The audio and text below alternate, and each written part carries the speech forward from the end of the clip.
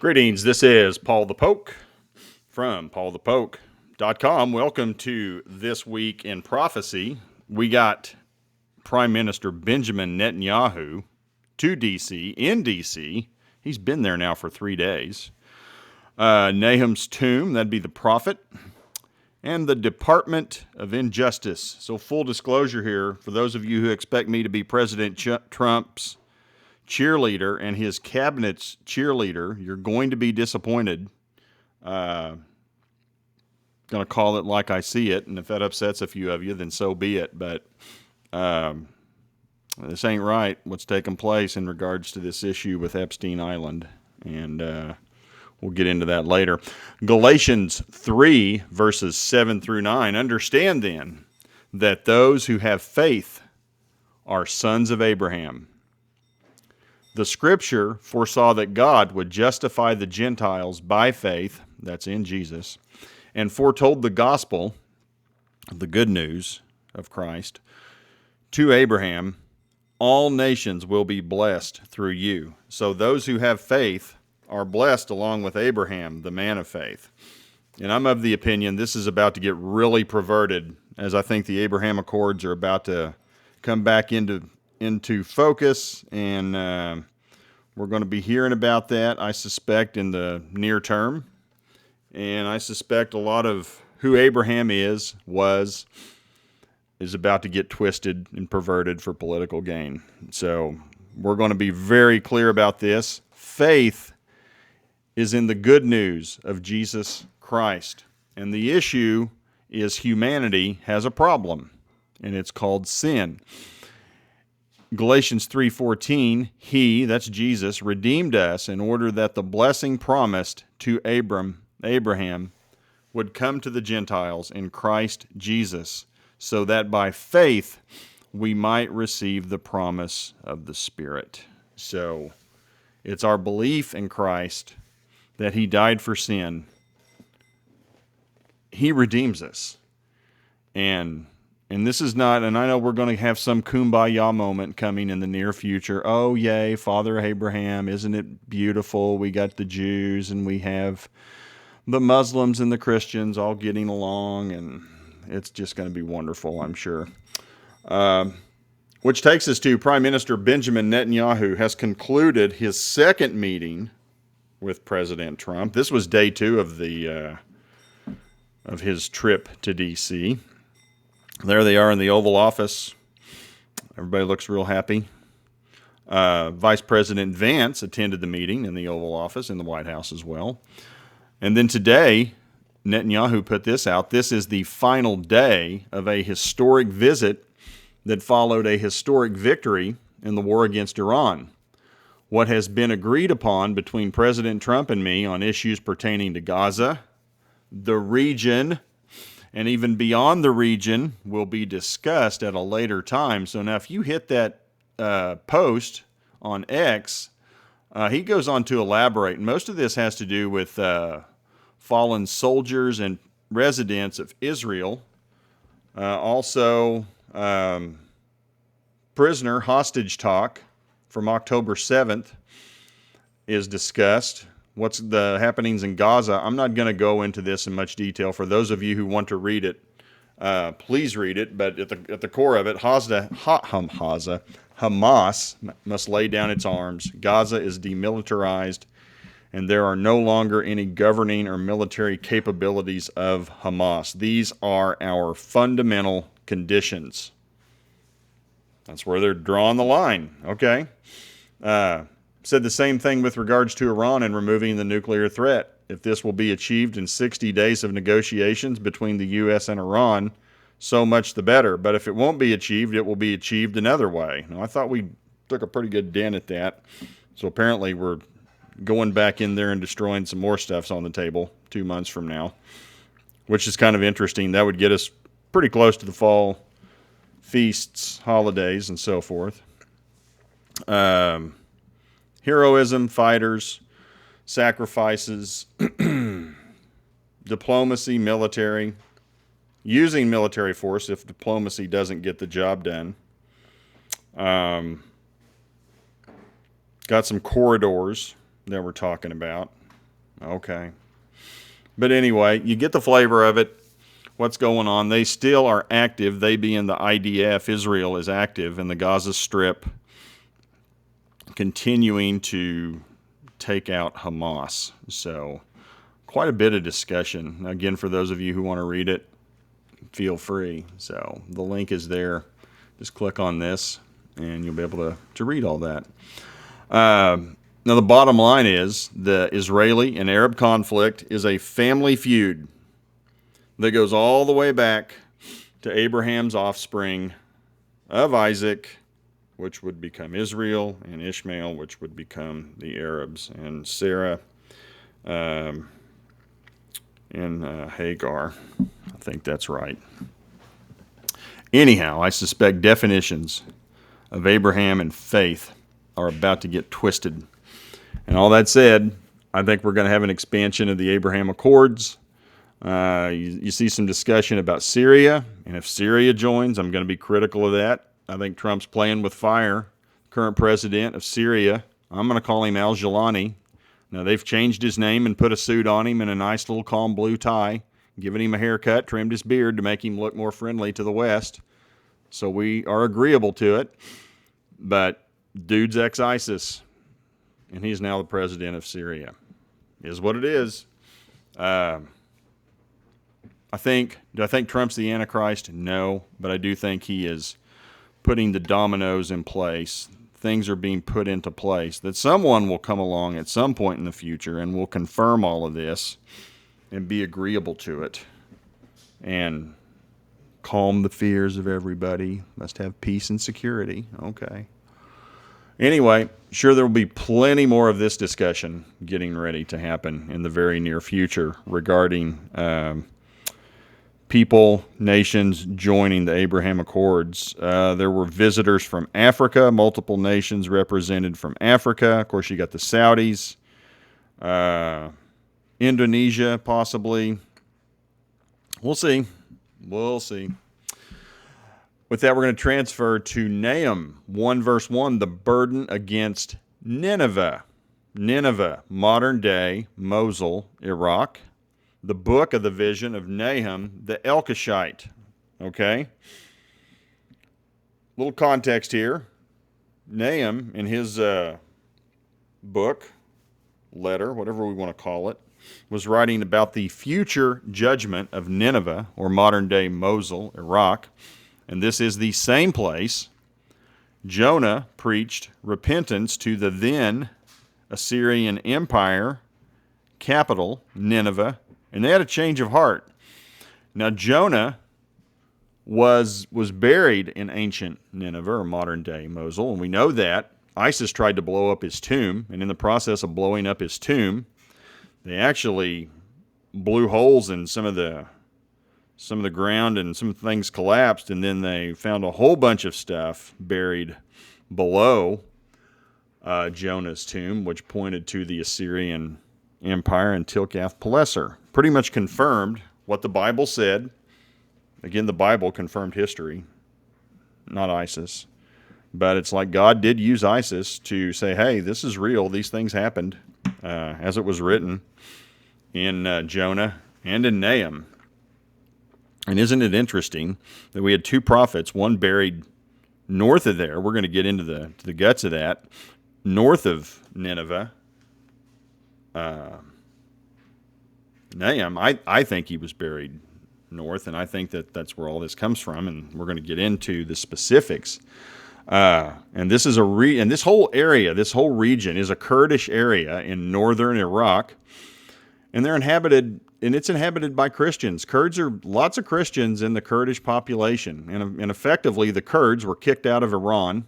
Iran didn't want them, and they scattered west to what is southern Turkey and northern Iraq, parts of it into northern Syria. And this is the group that Erdogan, the president of Turkey, calls terrorists. He calls the Christians, the Kurds, terrorists. So again, anybody who disagrees with him is a terrorist. But this is the group of people, and isn't it interesting that Jonah goes and talks to a group of people in the ancient Assyrian Empire of Nineveh, They believed, repented, changed their ways, and here they are, good Lord, 2,500, 2,700 years later, and these people, their descendants of ancient Nineveh, are now Christians, believers in Jesus. How about that? Now there's some debate as to the location of El-Kosh, Al-Kosh. Three options. Judean proposal.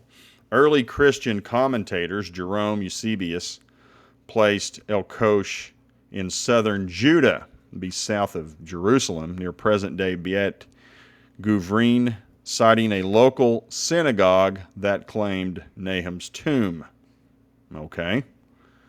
Galilean proposal, this is interesting. The name Capernaum, village of Nahum in Galilee, suggests a northern site in Israel. And if correct, Jesus ministered in the region that once sent a prophet to denounce Nineveh. Matthew 4:13. That's not to say Nahum, well, that's their thinking, just because of the name of the village. Full disclosure, I'm of the opinion, take it or leave it, modern Al-Kosh in northern Iraq lies about 30 miles north of ancient Nineveh and preserves the name. This view would situate Nahum among exiles or merchants living on Assyrian soil, heightening the boldness of his message.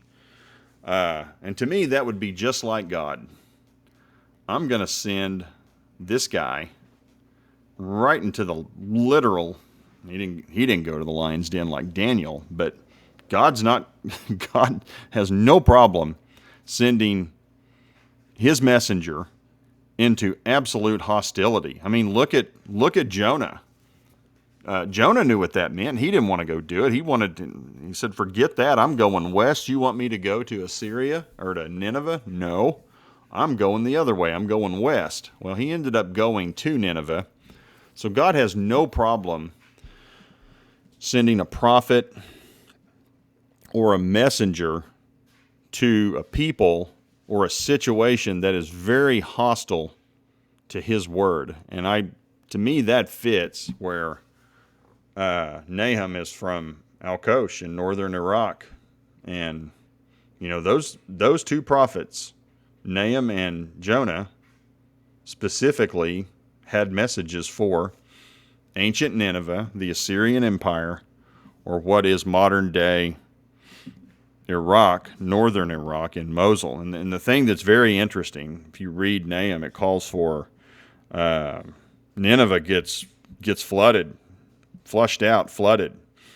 And there is a dam up there north of Mosul that's built on gypsum, was done by Saddam Hussein. And there's been an Italian contract company go in there to try to constantly repair the dam, and the problem is it was built on gypsum, so it's eroding from underneath. Like the structure of the dam itself is okay, but it's flushing out underneath, and they're trying to, it's like sticking your finger in a dike. It's going to have problems at some point. And as part of the end time scenario, I'm of the opinion, or a scenario that talks about Nineveh getting washed away. And Babylon, Baghdad too would get washed away. It'd be a 30-foot wall of water that would reach Baghdad by some estimates. So keep your eye on that dam up there north of Mosul, north of Baghdad. All these things, I mean, the Bible is literally coming to life with all these happenings, and they're happening in in real time. Now, we first covered this back in 2021 when they were like, "Hey, we're gonna fix up Nahum's tomb," and there's the link to that. We talked about this 4 years ago, and so here we are 4 years later, and this is from Times of Israel. This came out this week. In Iraq, restored tomb of biblical prophet Nahum quietly attracts Jewish pilgrimage. Despite geopolitical tensions, dozens of Jews, including Israelis, have journeyed to shrine in Kurdish city of Al-Kosh since its rehabilitation in 2022, says project organizer. And so this is, the perspective of a Michigan rabbi, Asher Lopatin. Hope I said that correctly. He arrived in Erbil, capital of Iraq's autonomous Kurdish region. Got up at 3, set out across the dusty desert landscape for the small town of Al-Kosh, about 75 miles away. And he makes the comment, Al-Kosh is a beautiful Christian town. Some city officials met me at 4:30 a.m. Then we went to the grave. Sunrise was around 5:30.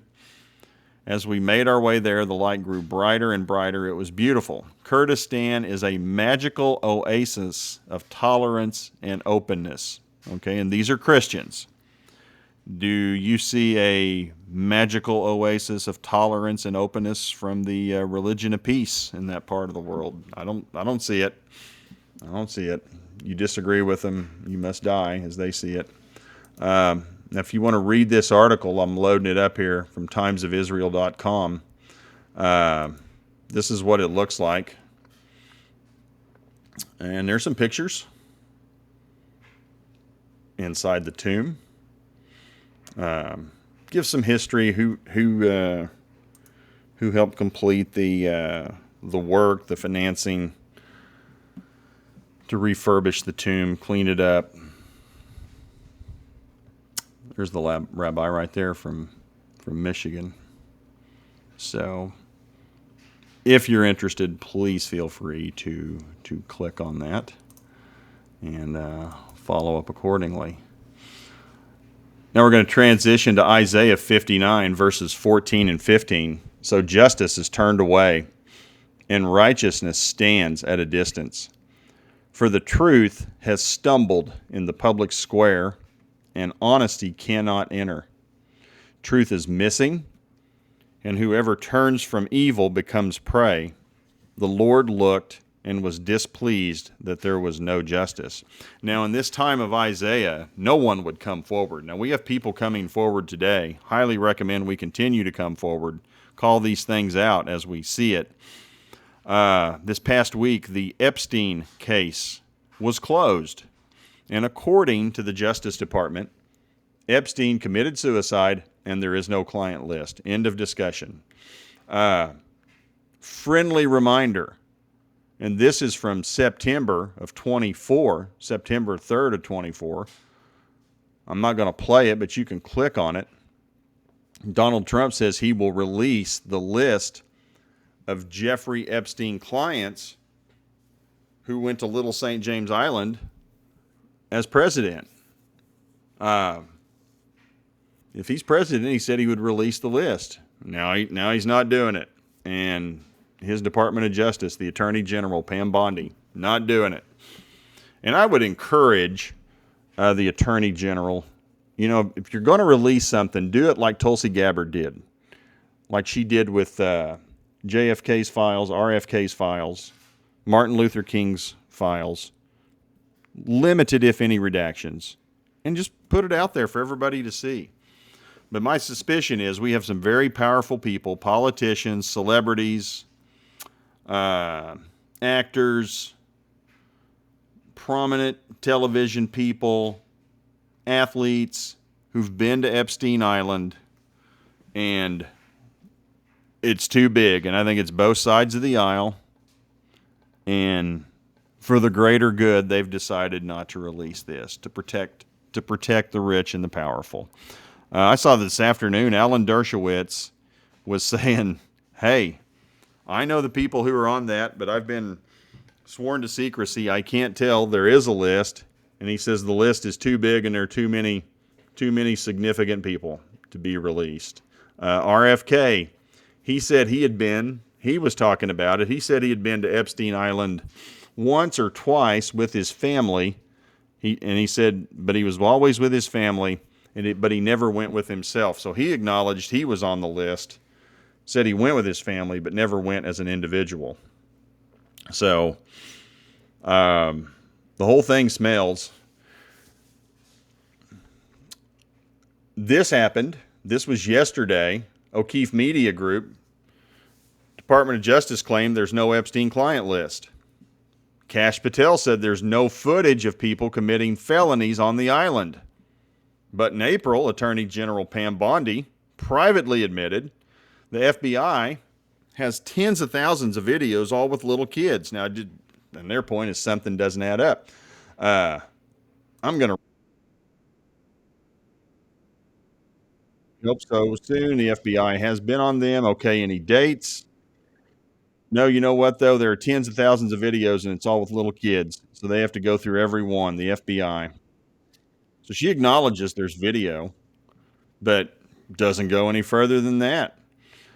And this was covertly recorded on April 28th, revealing previously undisclosed information about Epstein regarding tens of thousands of videos of little kids to complete stranger in a D.C. restaurant. This lady dressed up like a nanny or something.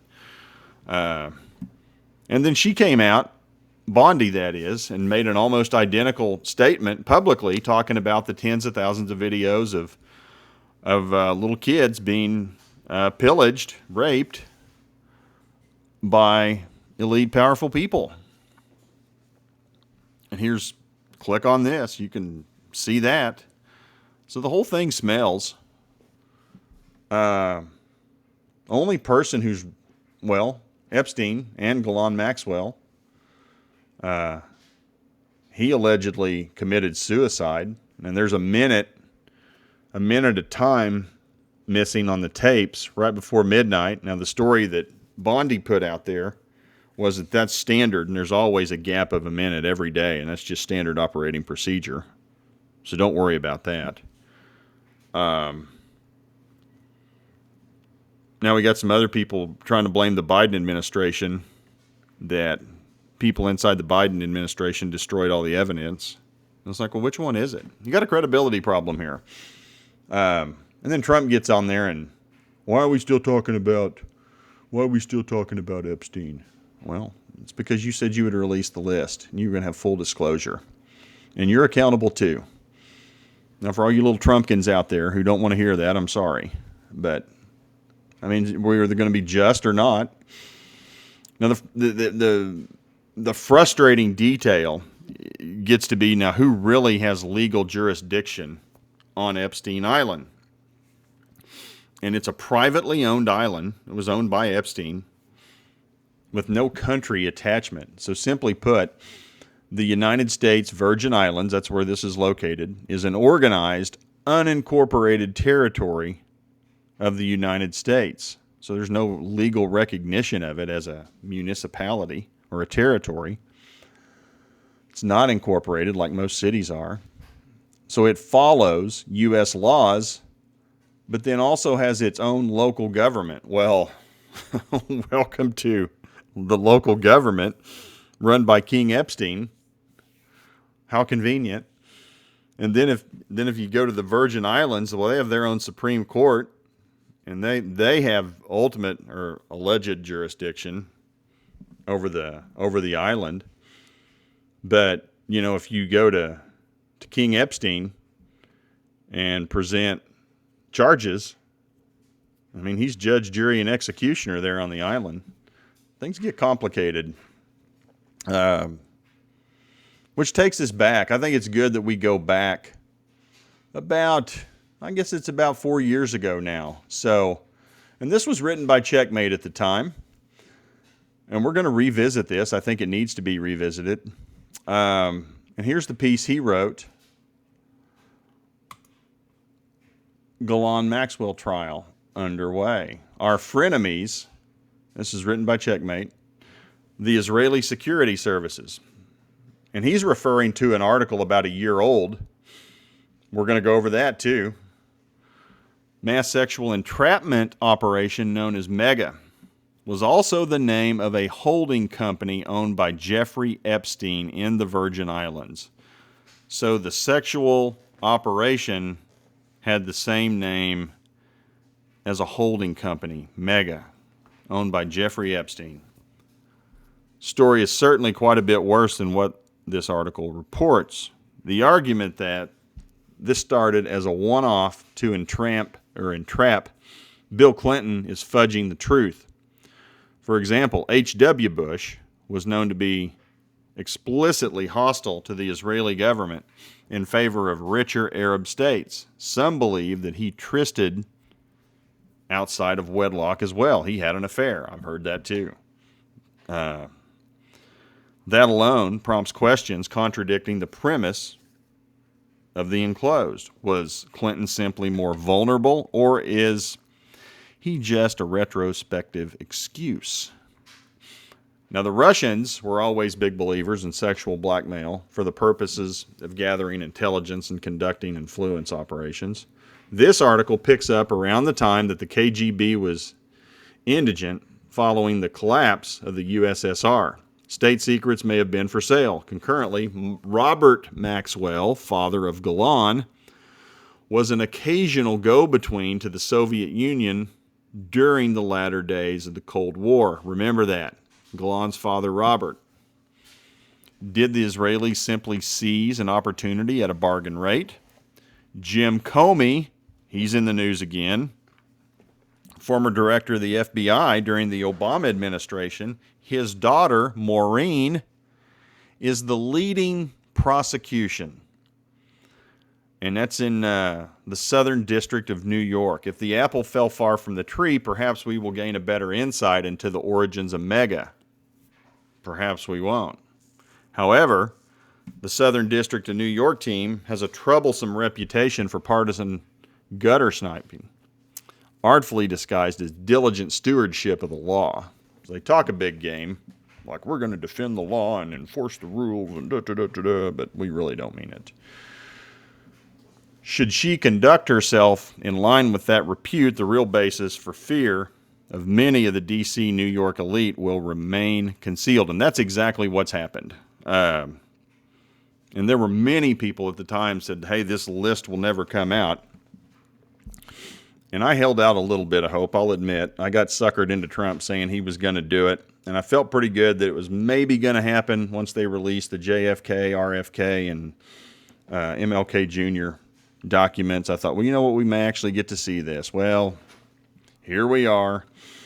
We're about 6 months in.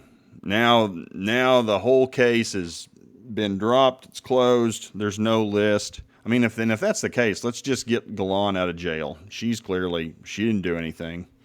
If there's no list and there are no charges, I mean, why is she still in jail?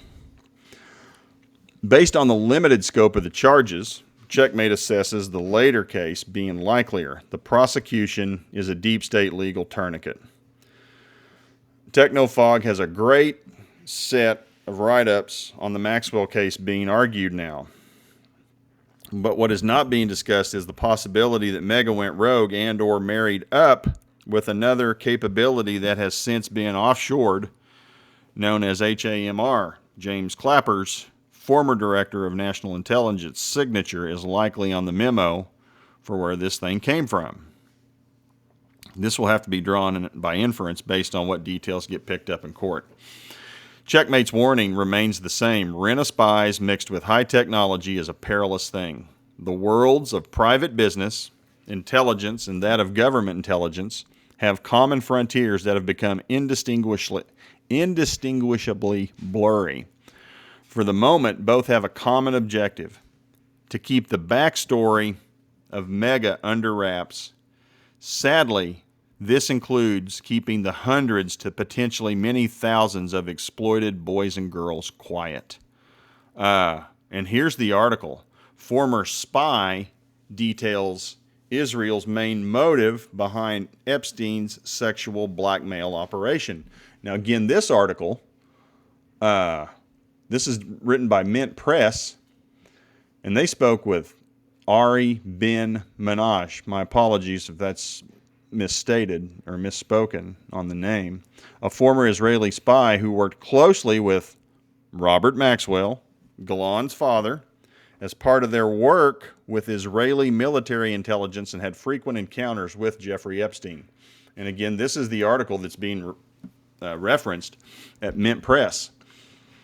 Former spy details main motive behind Epstein's sexual blackmail operation. Now, keep in mind, this was written in oh gosh, December of 2019. So this is approaching being 6 years old. And this is out of Montreal in Canada. In recent weeks, renewed attention has been brought to allegations that Jeffrey Epstein and Ghislaine Maxwell's sex trafficking and sexual blackmail operation was run on behalf of Israeli military intelligence. Those claims revolve around statements made by former Israeli military intelligence official turned public relations consultant Ari Ben-Menashe, whose allegations regarding the Epstein scandal were reported by Mint Press this past October. So they were reporting on this back in October, before this article came out. Claims related to Epstein's first surfaced in an interview between Ben-Menashe and Zev Shalev of the independent news outlet Narrative. Ben-Menashe claimed to have seen Epstein in the office of Robert Maxwell, Ghislaine's father, several times in the 80s.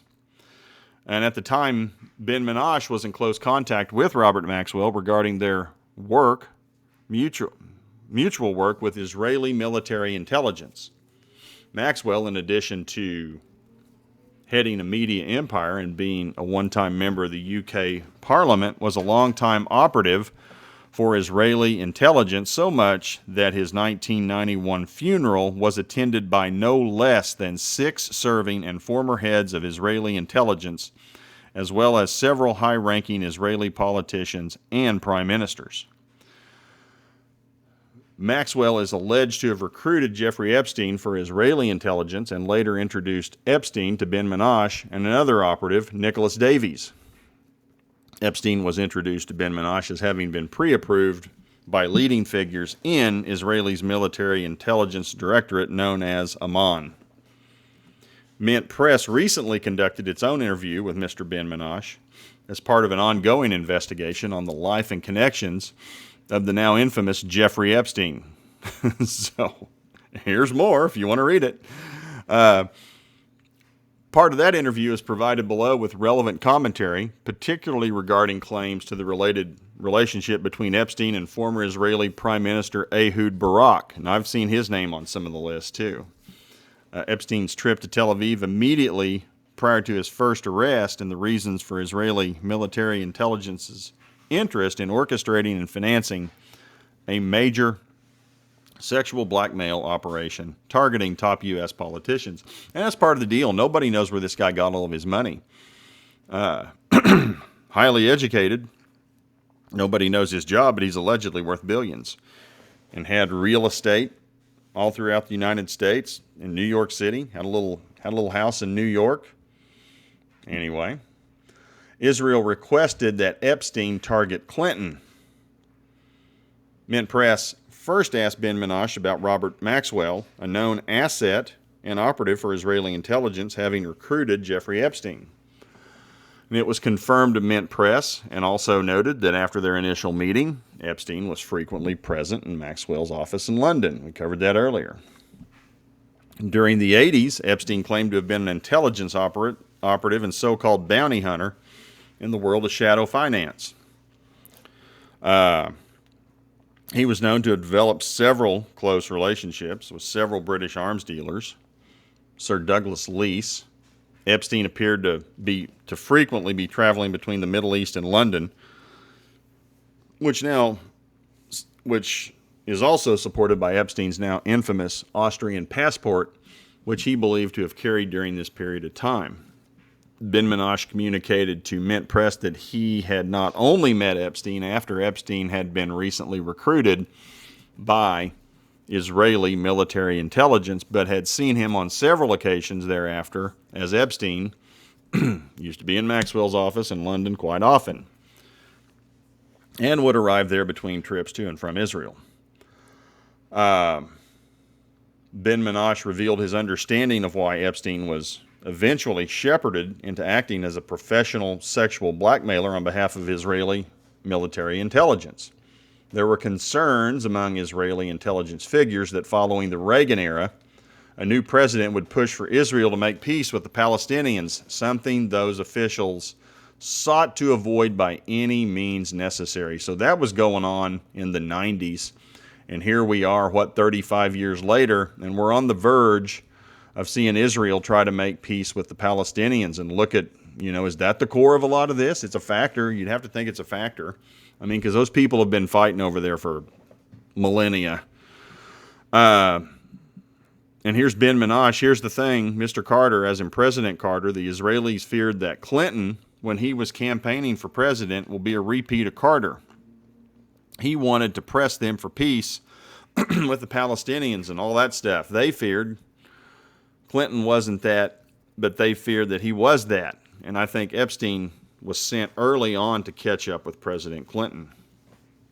Well, that's interesting because the first year Clinton was in office, Epstein was already attending donor dinners at the White House and making White House visits as well. He goes, that's right. That's right. I believe his biggest client was Mr. Clinton, catch or whatever, and he had a few other congressmen and whatnot, but Clinton was his biggest catch. Ben Menashe argues when Clinton's candidacy in 1992, in the 1992 presidential election became clear, efforts were made to target him via sexual blackmail, and Epstein was chosen for that purpose. Clinton was eventually blackmailed by the State of Israel, and his administration was also targeted by Israeli espionage as part of the mega spy scandal. Epstein's involvement in the Clinton administration and his visits to the White House date back to Clinton's first year in office. More information on the Epstein-Clinton relationship can be found in this Mint Press report. So click on this if you guys want to go down that rabbit hole. Mint Press also asked Ben Menashe if he was aware of Ghislaine Maxwell being directly involved with her father's intelligence-related activities prior to his death in 1991. Ben Menashe noted that Ghislaine accompanied her father so frequently, including the now infamous 1989 party on Maxwell's yacht, where Donald Trump and several key figures in this Promise software scandal were in attendance, that she was involved in his intelligence-related activities to some extent. However, he stopped short of saying how involved she was or what she has specifically been involved in prior to her father's death.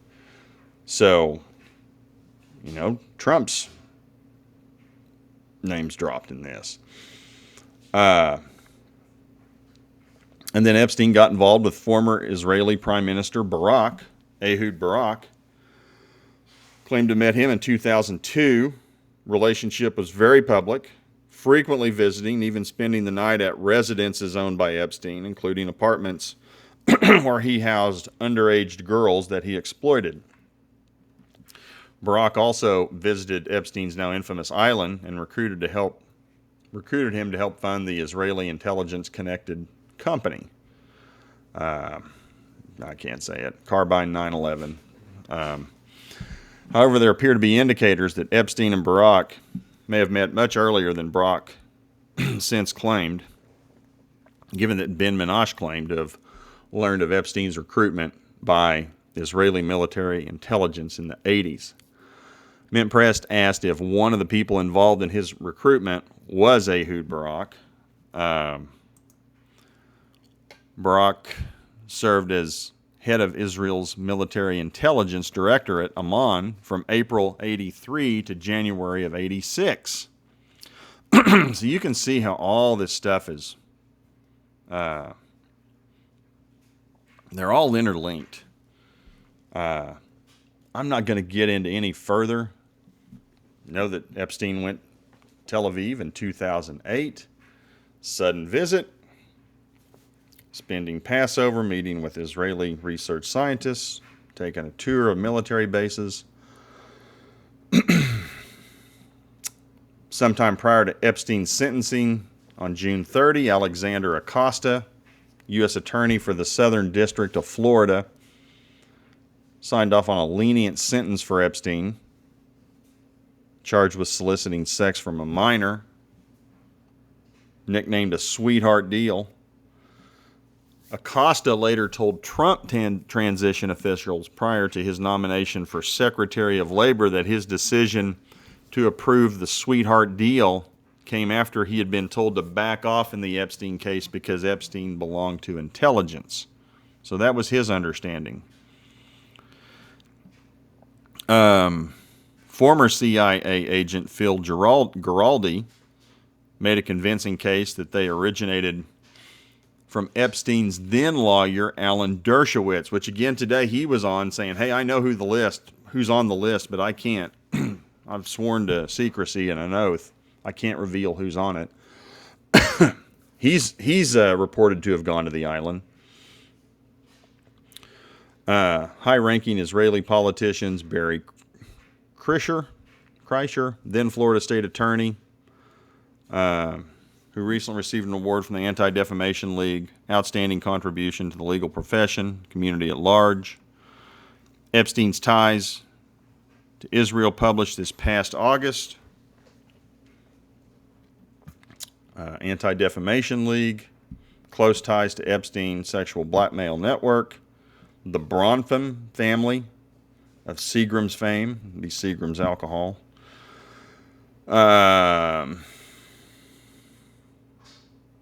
Hearsay about Epstein's relevancy. Anyhow, Whitney Webb, Mint Press journalist out of Chile. Again, this was written 5 years ago, coming up on 6 years ago. Something to think about. Clearly a lot of smoke there. We released the Epstein client list when this came out. And remember, and it wasn't really, you had to go dig to find all the names, but these names were released, and these names were released as evidence from one court case. And that was Virginia Jeffrey versus Ghislaine Maxwell. And there's the case and the docket number. You can look all this stuff up. Read it. It was over 943 pages. She came forth. One case. She was the only one to come forth and bring a case. And she would later die of suicide at her home in Irgabi, Western Australia. And that happened about 3 months ago, April 25th, 2025. So the one person who did actually come forward, she's dead, allegedly of suicide. And I'll close with this, Isaiah 59, verse 18. So we go back up here, and this is like the close of the chapter from Isaiah. We started with that.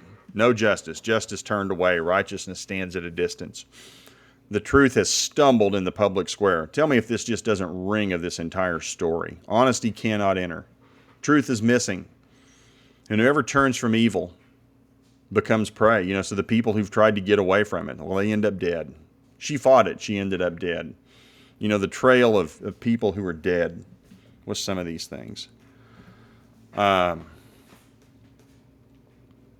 We close with Isaiah 59, verse 18. So he, that's God, will repay according to their deeds.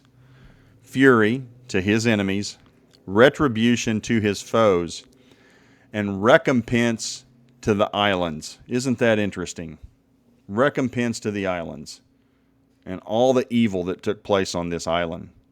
All the young girls and boys, both boys and girls and boys, sexually molested by these people. And Lord knows what else. You hear some other stories. Awful stuff. Witchcraft involved. Awful stuff. I mean, they're flat out evil. No two ways around it. So, a lot of wrong. Come out, tell us the truth, tell us what happened. We're big boys and girls here in the United States. We can handle it. You said you were going to do it. We know there's some people that are awful. They're evil. I mean, we know Clinton made multiple trips to the island. That's not going to be shocking if his name comes out and he's embarrassed. Should be in jail. Or it would appear he should be in jail, allegedly. I don't have the evidence. A lot of smoke, though. Lots of reports that he went there. At any rate, and it's both sides of the aisle. It's not just Democrats. It's Democrats, Republicans, it's movie stars, TV personalities, athletes, big-name people, big-time stars. Not good. At any rate, we'll close with that. So appreciate you guys following along. Please feel free to share with others at PaulthePoke.com. Appreciate it. Have a good one. Take care. Bye.